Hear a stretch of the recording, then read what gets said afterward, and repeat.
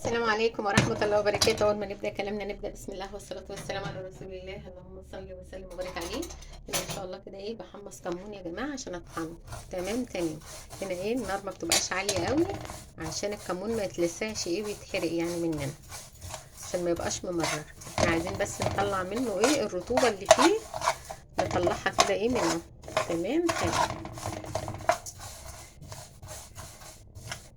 نقيته واحمصه واسيبه بقى لما يهدى خالص من السخونيه، وبروح محمصاه.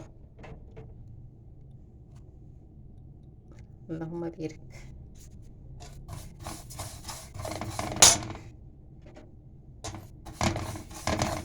يا دوبك اشم ريحته بس كده اعرف ان هو اتحمص خلاص الحمد لله.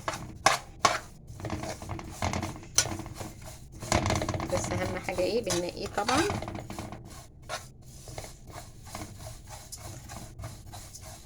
عشان ريحته بتبقى جميله لما بيتحمص كده بقى والرطوبه بتطلع منه، بيبقى تحفه.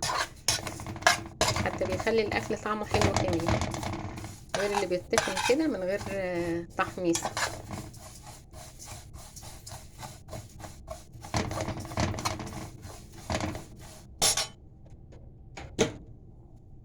مش معليه انا النار عليه قوي يعني كمان.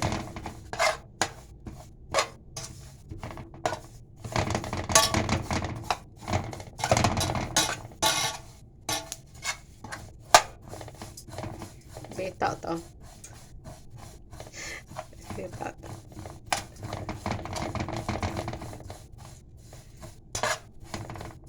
بس مش زي الفشار بقى، الفشار اللي طقطقته جميلة كده. بحب طقطقة طرقعة الفشار انا.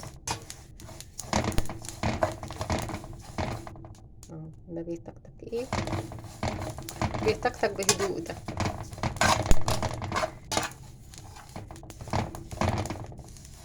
الله على الريحة. الله، اللهم بارك اللهم بارك اللهم بارك على الريحة بتاعته. تحفة.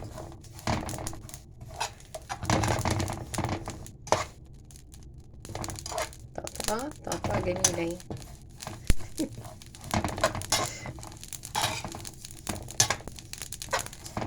هو اهم حاجة الريحة بتاعته كمان.